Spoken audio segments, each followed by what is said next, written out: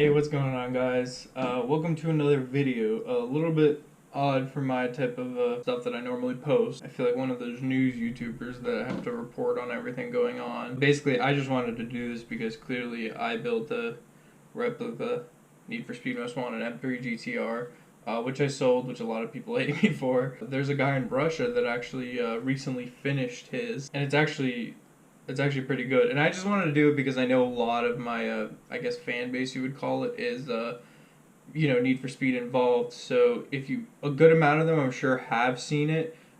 It's been floating Instagram mainly, but, like, they don't really have a lot of followers. I think the guy who did the bodywork has, like, 160, yeah, I'm on his page right now. He has 163 followers. And, the guy who actually owns the car, I believe, has 450 followers. So not really much. So I just wanted to put this out there just because I think more people should know about this, because this is actually pretty neat. I never talked to any of them.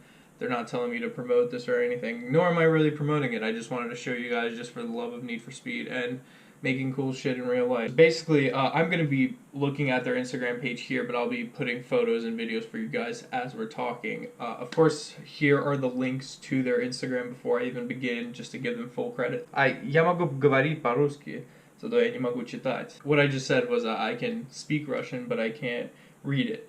Granted, all their Instagram accounts are fully in Russian, so I really can't read it at all. If there's like videos of them talking, I'd be able to understand, but and it seems like they're out of St. Petersburg, Russia. It's awesome. I don't know if this car actually began its life as an M3 46, because I know cars like that are a little bit more rare in Russia to find. The base, 328, 325, 318s are a lot more common in countries like that. In America, M3s are not rare at all. Like I said, I got mine for 9,000. I found a few for sale for 6,000. They're really not hard to find. But there's not really that many pictures of the car prior. It's just them doing bodywork. But basically, as you can see, they did the whole method that I wanted to do. But obviously, of course, this guy who did the bodywork is an actual professional, unlike me. And it seems like he did a great job of it. But also, on top of it, which you guys are going to like to hear instead of my LS stuff that I did, he actually put a BMW V8 in it. Or at least I'm pretty sure that's a BMW V8. That looks like an M60 or M64 if that's an engine. Yeah, it's a BMW V8. That's not the S one, so it's not out of the M5 E39 or the M3 E92. That's not the S62 or the S65, but that's okay. That's the M60, I believe, which is probably about a 340 horsepower motor. The reason I didn't want to do that is because the M3 S54 already makes that much power, so it seems a little bit silly to put a V8 that makes the same amount of power that's heavier just to say that it has a V8 in it. But granted, if you want to go for the actual authenticity replica type thing, it's pretty neat. But also he got these wheels for it, and a lot of people told me about these wheels. The Spark, what are they called? Sparco NS06 or Sparco Cheetahs, I believe, are their other name. Like either of those names, if you Google it, you'll find them. But the thing for me was the widest you can get them in is like 9.5 for the BMW bolt pattern. And the thing is, with that wide body, you need to run like a 2 or 3 inch spacer on them, which is like crazy big. That's what I assume he did. I don't know that for a fact. I'm just making assumptions because I know the chassis. To be able to have those wheels stick out that much for a 2-3 inch wide body, it definitely has to have like 2 or 3 inch spacers on it, which is okay. Granted, those wheels look a lot. Those wheels are by far the closest thing ever to those wheels. It's beautiful. It looks like after the body work and stuff was done, they actually ended up painting it fully silver, which, my God, it looks so good in all silver. Like, literally, I think that looks like, I love Need for Speed, but I think at this point, if I had that car again, I would just keep it silver like that, because that looks so phenomenal and beautiful like that in the silver. But the blue, I believe, was a vinyl, because there's a picture of the body shop laying out the vinyl, so I guess they had the blue vinyl cut to the specifications and everything like that. And then they got a wing for it that looks pretty similar to mine. It's actually a little bit more accurate. Those stands are more thinner, which means it's more accurate. They even did the filler cap on the right side. They totally shaved the OEM gas cap, which I did not do, and they actually put a filler cap that's in that corner, just like the real car, which is pretty awesome. But as you can see, this body kit is actually like, I would say and I have a little bit nitpick thing, and I'm gonna say that this body kit is about like 90% accurate, and there's nothing close to that. But this body kit, the only complaint I'll give it is the race car, the rear fender line, and granted, I always refer to the race car, but I say that because the real, or the one in the video game, was based exactly off of the race car. It just had a livery on it. The race car flare actually sits all the way up to the body line because race cars run very high arches. Granted, it's very hard to make the car that low without cutting out your wheel tubs and a lot of the stuff that I did on my car, but that's the only complaint I'll give it, if any at all, is the fact that the rear flare is maybe like 2 to 3 inches too low compared to the actual car. Like mine's were mounted very, very high up for that reason, so the car could sit low.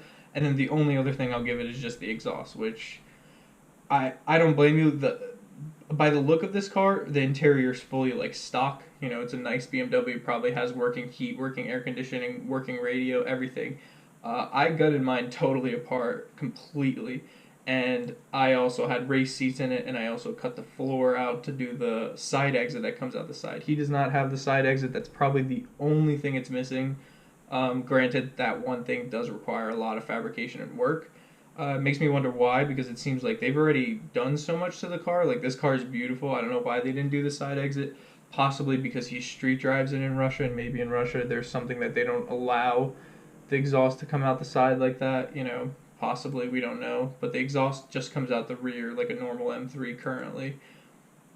But other than that, I mean, it's beautiful. Obviously, the interior is not a race interior, like I've said. It's not caged like mine was. It's not race seats.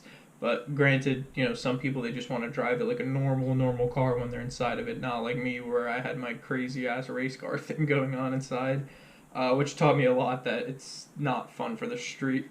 Either way, guys, I mean, what do you guys think about that? Because I think it's really nice, and I just wanted to give this dude some, you know, credit for making a dream come true. For some reason, Russia has very big love for the Need for Speed Most Wanted, because I've seen a lot of my fan base, even I noticed a lot of them were from Russia. Granted, they're also from other countries as well, but I'm just saying a majority of it, besides the United States, I noticed was from Russia, which is kind of crazy. Not sure why. Comment down below why you think they're so crazy for Need for Speed. But this thing's awesome. I'm really happy to see. Literally, like I said when I sold my M3, I told you within a year somebody is 100% gonna make a real replica, because that's all I wanted for my videos to do for other people. Is I'm so glad that my videos got so big and millions of views and stuff, because I'm hoping that people would see this and be like, hey, it is totally possible to do this. Whether you're doing it at home or not, this guy obviously had a shop do it, and a lot of the work was done, you know, professionally. It wasn't DIY'd, but granted, that's still okay. I like to go the DIY route just because I like to learn and I like to show my skills off and stuff like that. But granted, that's still an amazing thing, and I'm glad that somebody, you know, felt that they could do that themselves. And there's still a lot of people, you know, doing it. There's been a lot of YouTubers that have gotten like E46s, and they're like, oh, I'm gonna do a Need for Speed car, but I don't know if it was just for views, but like, you never really heard anything else from them. I guess nobody like really did anything. But then there's this guy that has like no followers at all, and he, you know, does it. It's awesome. There's also one, I believe, in America being made with that $7,000 or $8,000 kit from California that I kept telling you guys about multiple times. I'm sure somebody's gonna make a replica off of that, because that kit is literally perfect for that. So, but other than that, guys, I really don't know what else to say. I mean, comment down below what you think. I will link all the social media. Well, it's not really much social media, it's just their Instagrams. I will link it down below in the caption too, so you can just click on it and scroll through their page. I don't think you need to have an Instagram account to be able to scroll through people's pages. They're public accounts, so that means you don't have to have an account, and you don't have to follow them to view it. But, you know, give them a follow, write in Russian, tell them, you know, Andre gives his love, etc., etc. But it's pretty awesome. Be sure to like, share this, show your Need for Speed fans that the thing exists. And yeah, have a great day, guys.